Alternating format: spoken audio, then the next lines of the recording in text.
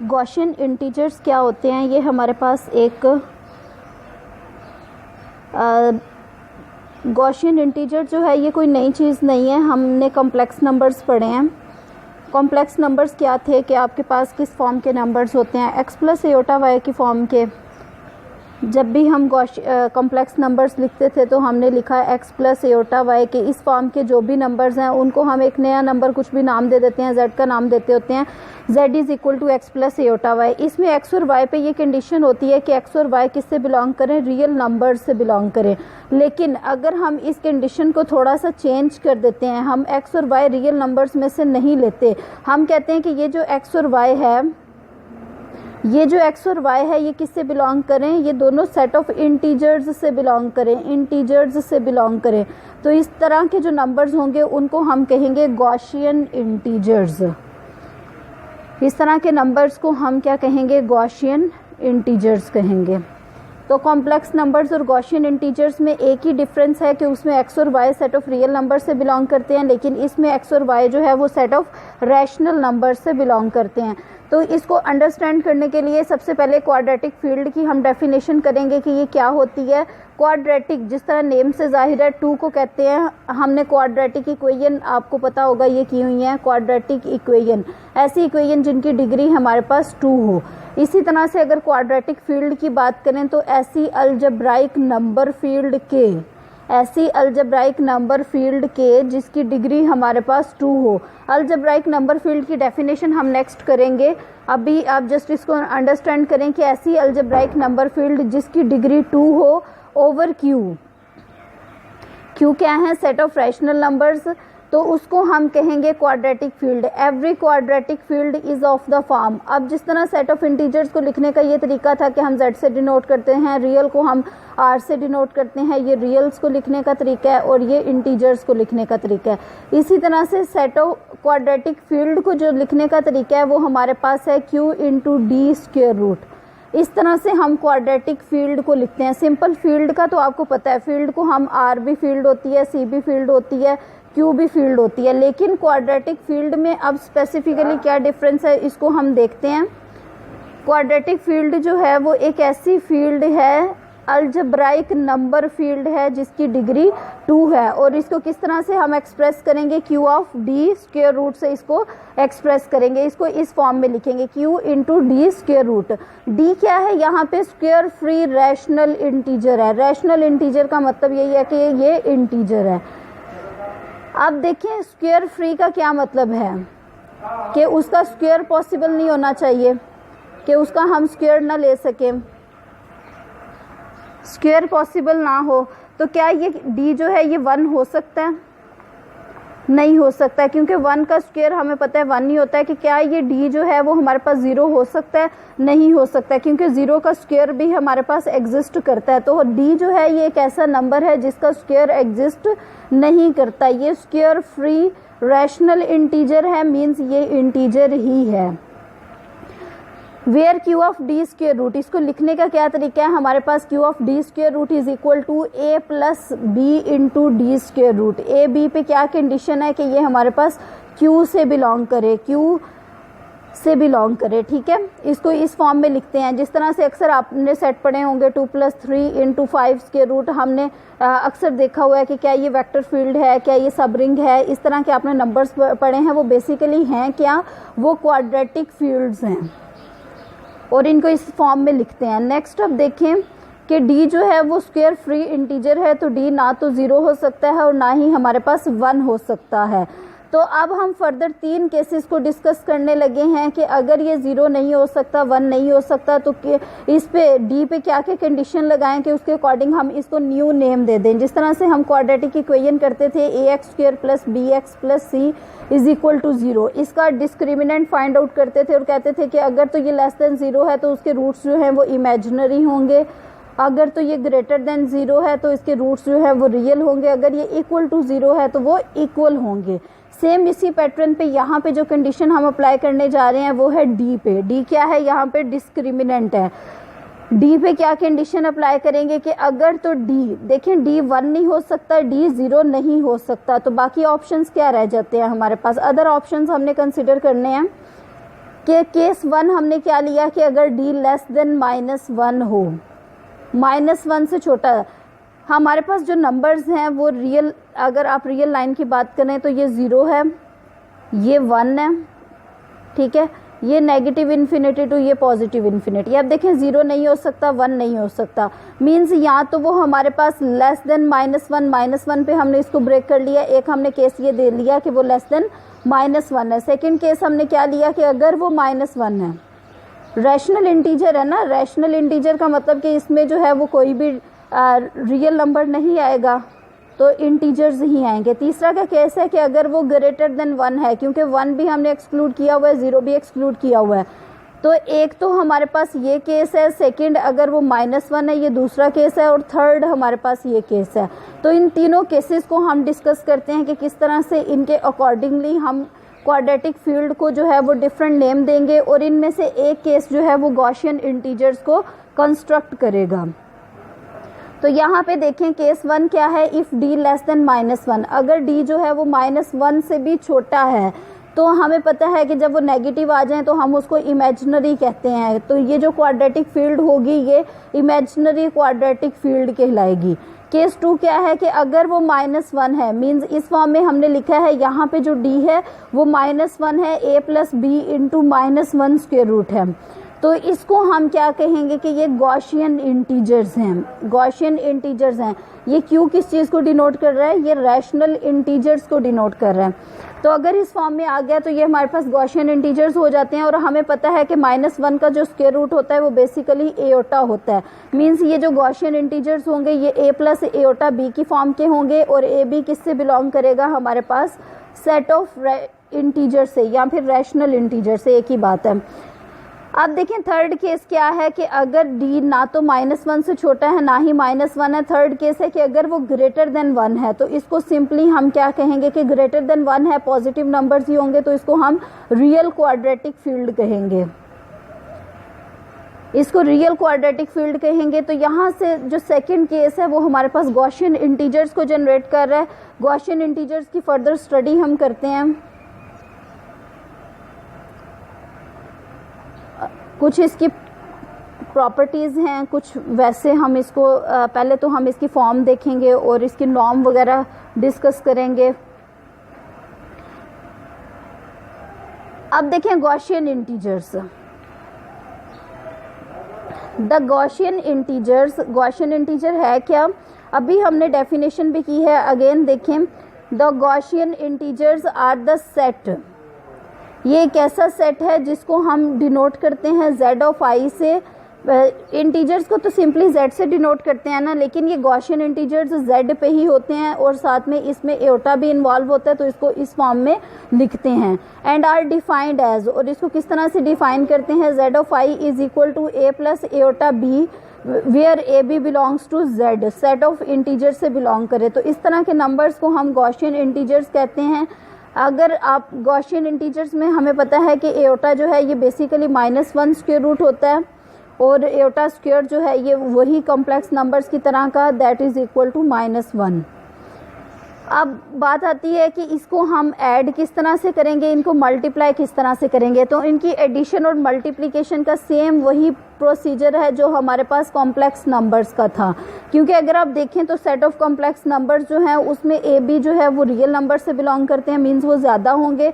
लेकिन जब हम गॉसियन इंटीजर्स की बात करते हैं तो उसमें ए बी जो है वो सेट ऑफ इंटीजर्स से बिलोंग करते हैं। जब ये सेट ऑफ इंटीजर्स से बिलोंग करते हैं तो इट मीन्स ये छोटा हो गया, ये बड़ा हो गया, तो z ऑफ i जो है वो हमारे पास c का सबसेट होगा।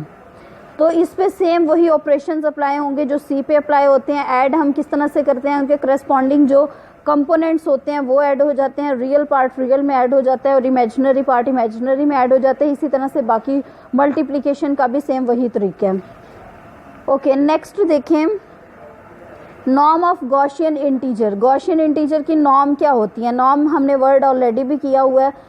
अगर तो गॉसियन इंटीजर हमें पता है कि a प्लस बी एओटा की फॉर्म का होता है। अगर हम कोई भी Gaussian integer alpha is equal to a plus b iota लेते हैं जो कि z ऑफ i से बिलोंग कर रहा है, तो उसकी नॉर्म क्या होगी, उसको पहली बात तो ये, इसको हमने नंबर को अल्फ़ा से डिनोट कर लिया, बीटा से कर सकते हैं, गैमा से कर सकते हैं, किसी भी नंबर से कर सकते हैं। इसकी जो नॉर्म है उसको हम एन ऑफ अल्फ़ा से डिनोट करेंगे। और इसको किस तरह से डिफाइन करेंगे, सबसे पहले तो हमने अल्फ़ा ले लिया, उसके बाद अल्फ़ा का कॉन्जुगेट ले लिया। ये हम इसको कैलकुलेट करने का तरीका सीख रहे हैं। नेक्स्ट देखें, नॉर्म ऑफ अल्फ़ा जो है वो किसके इक्वल आएगी, पहले हमने अल्फ़ा को अल्फ़ा के कॉन्जुगेट से हमने मल्टीप्लाई करना है, तो हमारे पास उसकी जो आंसर आएगा वो नॉर्म ऑफ अल्फ़ा कहलाएगा। अब अल्फ़ा का कॉन्जुगेट, अल्फ़ा एक कॉम्प्लेक्स नंबर है, उसका कॉन्जुगेट क्या होगा, सिंपली जो एओटा वाले टर्म है उसके साथ माइनस हम अप्लाई कर देंगे तो वो उसका कॉन्जुगेट आ जाता है।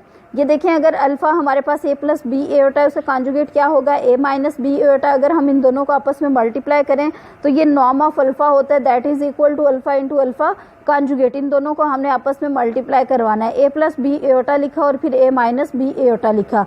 अब देखें, इसको मल्टीप्लाई हम किस तरह से करेंगे, जिस तरह से हम कॉम्प्लेक्स नंबर्स को मल्टीप्लाई करते होते हैं, ठीक है, कॉम्प्लेक्स नंबर्स को, या वैसे ही आप इसकी ब्रैकेट एक्सपेंड करें, पहले a से इन दोनों को मल्टीप्लाई करें, फिर b से इन दोनों को मल्टीप्लाई करें, दो टर्म्स आपस में कैंसिल आउट हो जाएंगी, जो रिमेनिंग हमारे पास बचेगा उसको हमने इस फॉर्म में लिख देना।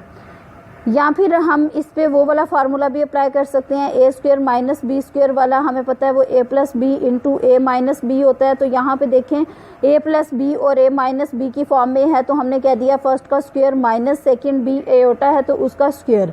अब बी एओटा का जो स्क्वायर होता है वो b square into iota square होता है। एओटा स्क्वायर हमें पता है, अभी हमने किया है कि iota square is equal to -1 होता है, तो ये वाला माइनस और ये वाला माइनस ऐड होके प्लस बी स्क्वायर आ गया।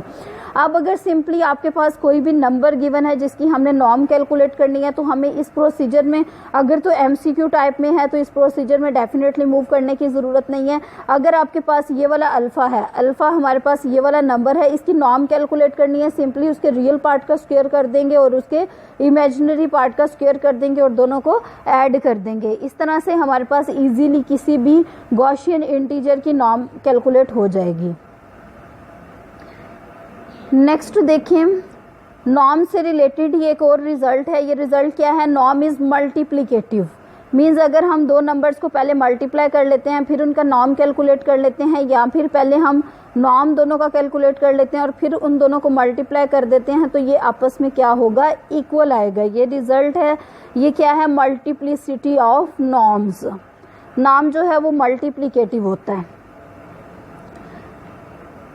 तो इसी तरह से अगर आपके पास कोई से दो नंबर्स देखें, अगर आपके पास दो नंबर्स गिवन है जिनकी हमने नॉर्म कैलकुलेट करनी है, सपोज एक हमारे पास 2 प्लस एक जो है हमारे पास है 2 प्लस 3 एओटा और सेकंड नंबर है 5 प्लस 7 एओटा। इनकी हमने नॉर्म दोनों की कैलकुलेट करनी है, तो पहले हम दोनों को मल्टीप्लाई करेंगे फिर नॉर्म कैलकुलेट करेंगे।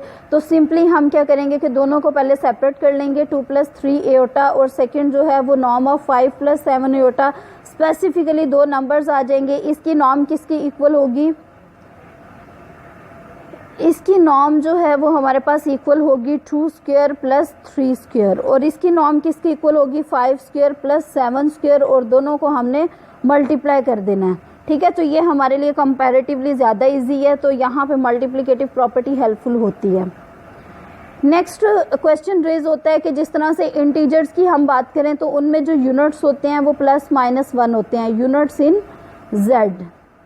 इसमें जो यूनिट्स होते हैं या तो +1 होता है या फिर -1 होता है। लेकिन अब हमने गॉसियन इंटीजर्स की बात करनी है, तो इसमें यूनिट्स क्या होंगे। तो यहाँ पे आपको एक पॉइंट माइंड में रखना है कि ऐसे नंबर्स यूनिट के लाते हैं जिनको अगर हम आपस में मल्टीप्लाई करें तो आंसर हमारे पास 1 आ जाए। 1 आंसर आना चाहिए ना, अगर आंसर 1 आ जाता है तो वो नंबर्स यूनिट्स के लाते हैं। अब देखें, जिस तरह हम +1 को 1 से ही मल्टीप्लाई करें तो आंसर 1 आ जाता है, -1 को -1 से मल्टीप्लाई करें तो आंसर 1 आ जाता है, इसीलिए हम इनको यूनिट्स कहते हैं इन जेड। लेकिन अगर आप गॉसियन इंटीजर्स की बात करें तो इनमें तो एओटा भी इन्वॉल्व होता है। अगर हम एओटा को माइनस एओटा से मल्टीप्लाई करें that is equal to minus iota square, और एओटा स्क्वायर फर्दर -1 के इक्वल आ जाता है तो 1 आ जाता है। इसी तरह से फोर्थ यूनिट कौन सा होगा कि अगर हम माइनस एओटा को जो है वो एओटा से मल्टीप्लाई करें, मीन्स पहले तो यहाँ पे सपोज हमने एओटा यूनिट लिया था तो उसको माइनस एओटा से मल्टीप्लाई किया, आंसर 1 आ गया। अगर माइनस एओटा यूनिट लिया तो उसको एओटा से मल्टीप्लाई करेंगे, that is equal to minus iota square which is equal to 1। इस तरह से गॉसियन इंटीजर्स की अगर हम बात करें तो इसमें 4 यूनिट्स एग्जिस्ट करते हैं, एक +1, एक -1 और सेकेंड जो है वो प्लस माइनस एओटा। तो ये आपको पता होने चाहिए इनमें यूनिट्स कौन से हैं, इसके नॉर्म्स किस तरह से कैलकुलेट करेंगे और बाकी सारी डिटेल्स भी। नेक्स्ट देखें,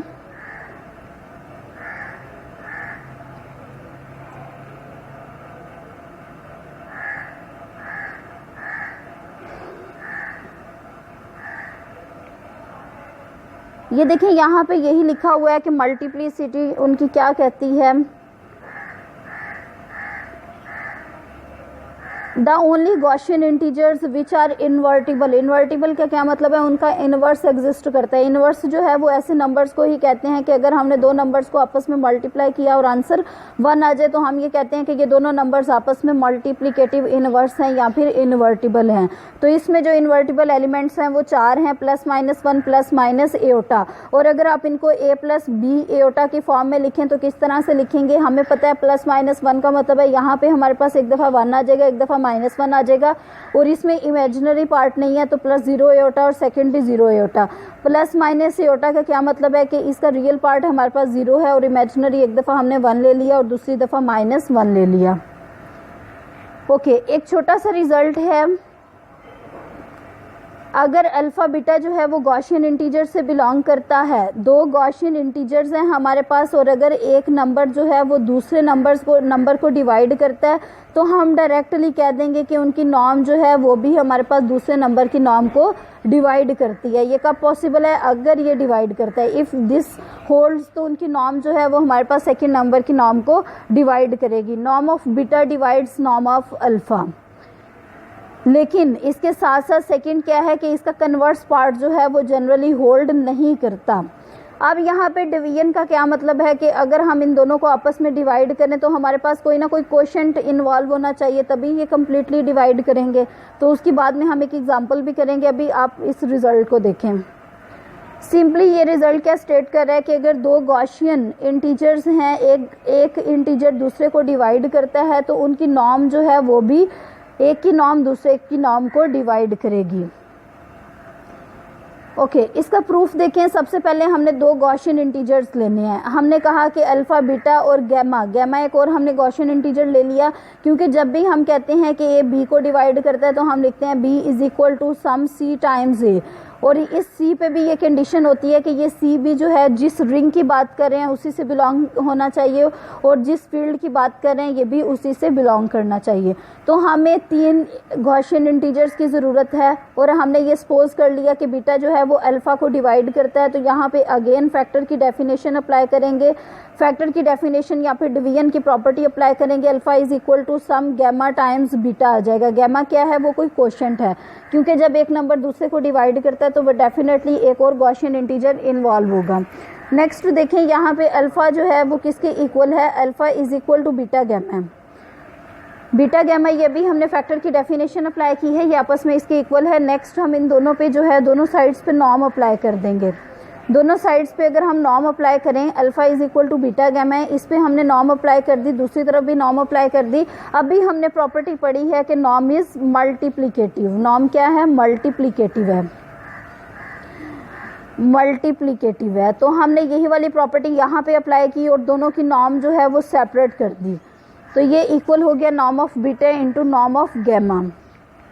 अब यहाँ पे अगेन अगर हम रिवर्स में ये वाली डेफिनेशन अप्लाई करें कि अगर अल्फ़ा जो है वो सम बीटा गैमा है तो हमने कहा कि बीटा जो है वो अल्फ़ा को डिवाइड करता है। अगर अल्फ़ा बीटा अल्फ़ा को डिवाइड करता है तो ये चीज़ होल्ड करेगी। अगर ये चीज़ होल्ड करती है तो इसका क्या मतलब है कि हमारे पास बीटा जो है वो अल्फ़ा को डिवाइड करेगा। तो हमने कह दिया कि नॉर्म ऑफ अल्फ़ा हमारे पास is equal to norm beta norm gamma है। इट मीन्स नॉर्म बीटा जो है वो नॉर्म अल्फ़ा को डिवाइड करती है, यही हमने शो करना था। हम ये भी तो कह सकते थे कि नॉर्म गैमा जो है वो नॉर्म बीटा को डिवाइड करता है, ये बात भी ठीक है, लेकिन हमने जो शो करना था हमने उसी चीज़ को यूज़ किया, बाकी को हमने यूज़ नहीं किया। ओके, इसका कन्वर्स पार्ट अब हम देखते हैं किस तरह से इसका कन्वर्स पार्ट सेटिस्फाई करता है। इसका कन्वर्स, इस रिजल्ट का अगर हम कन्वर्स देखें तो वो क्या होगा कि अगर ये चीज़ होल्ड करती है, नॉर्म बीटा जो है वो नॉर्म अल्फ़ा को डिवाइड करता है, तो हमने ये शो करना है कि बीटा जो है वो भी अल्फ़ा को डिवाइड करता है। अगर नॉर्म बीटा नॉर्म अल्फ़ा को डिवाइड करता है तो हम यहाँ पे फैक्टर की डेफिनेशन अप्लाई करेंगे। फैक्टर की डेफिनेशन अप्लाई करने के बाद फिर उसके बाद हम देखते हैं क्या करेंगे। इसका कन्वर्स पार्ट देखें।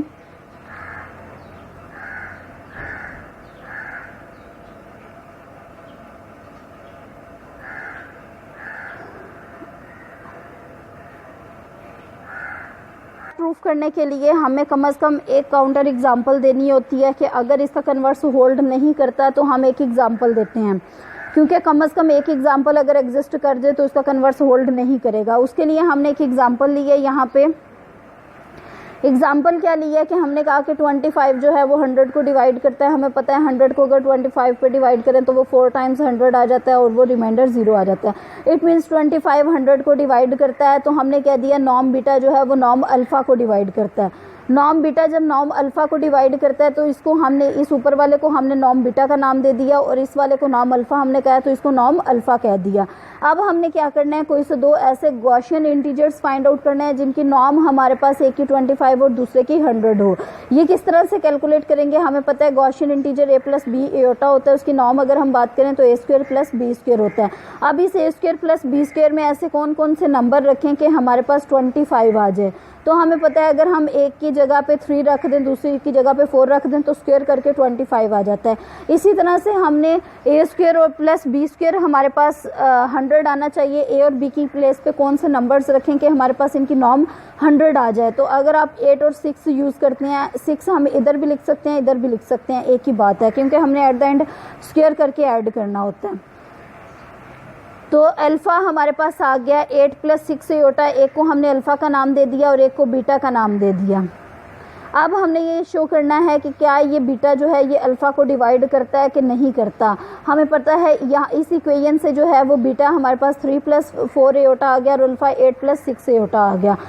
हमने ये चेक करना है कि क्या बीटा जो है वो अल्फ़ा को डिवाइड करता है कि नहीं करता है, या फिर दोनों में से कोई भी कर लें। तो हमने कहा 3 प्लस 4 एटा को अगर हम 8 प्लस 6 एटा से डिवाइड करें तो इनकी डिवीजन किस तरह से होती है, इसको हम रैशनलाइज करते होते हैं। रैशनलाइज करके हम इनको डिवाइड करते होते हैं।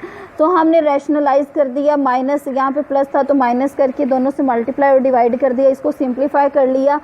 सिंप्लीफाई करने के बाद जो हमारे पास रिजल्ट आया वो कुछ इस फॉर्म में आया, 24 माइनस 18 एटा। इसको अगर आप फर्दर भी सिंप्लीफाई करें तो ये आ जाता है। सेम कॉम्प्लेक्स नंबर्स वाले हमने ऑपरेशंस अप्लाई करने हैं, तो इनको अगर आप सेपरेटली डिवाइड करें तो वो 48/100 और एटा वाले को सेपरेटली डिवाइड करें तो वो 14/100 आता है। अब देखें एटा तो हमारे पास है, लेकिन क्या ये हमारे पास ए और बी क्या ये जेड से बिलोंग करते हैं, तो आप कहेंगे कि ये जेड से बिलोंग नहीं करते। अगर ये जेड से बिलोंग ही नहीं करते तो हमें जो क्वोशंट चाहिए था वो भी तो जेड ऑफ आई से चाहिए था। इट मीन्स ये जेड ऑफ आई से हमारे पास ये जेड से बिलोंग नहीं करते और ये जो नंबर है वो हमारे पास डिवीजन इसकी गॉसियन इंटीजर्स में पॉसिबल नहीं है। नेक्स्ट हम इसकी डिविजिबिलिटी देख लेते हैं, लास्ट वन है ये। डिविजिबिलिटी देखें कि पीछे हमने डिविजिबिलिटी की डेफिनेशन यूज़ की है, अभी हम इसको डिविजिबिलिटी की डेफिनेशन तो हमने यूज़ की है, अभी हम इसको देखते हैं कि अगर z ऑफ i है तो उसमें डिविजिबिलिटी इसकी किस तरह से हम देखेंगे।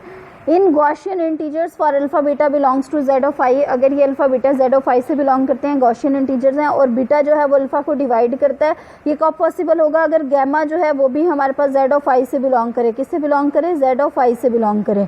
और अल्फा, ये जो अल्फा है is equal to some gamma times beta आ जाए। तो यहाँ पे हमने दो नंबर्स गॉसियन इंटीजर्स पोज किए हुए हैं, एक अल्फा एटा हमारे पास 14 माइनस 3 एटा, बीटा को हमने ये लिख दिया। अब हमने क्या देखना है कि क्या बीटा जो है वो अल्फा को डिवाइड करता है कि नहीं करता। तो अल्फा को हमने ऊपर लिख लिया, बीटा से डिवाइड करेंगे। हमें पता है कि यहाँ पे जो डिवीजन है, डिवीजन किस तरह से पॉसिबल है, यहाँ पे जो डिवीजन पॉसिबल होती है वो रैशनलाइज के थ्रू होती है। तो हम इसको रैशनलाइज करेंगे।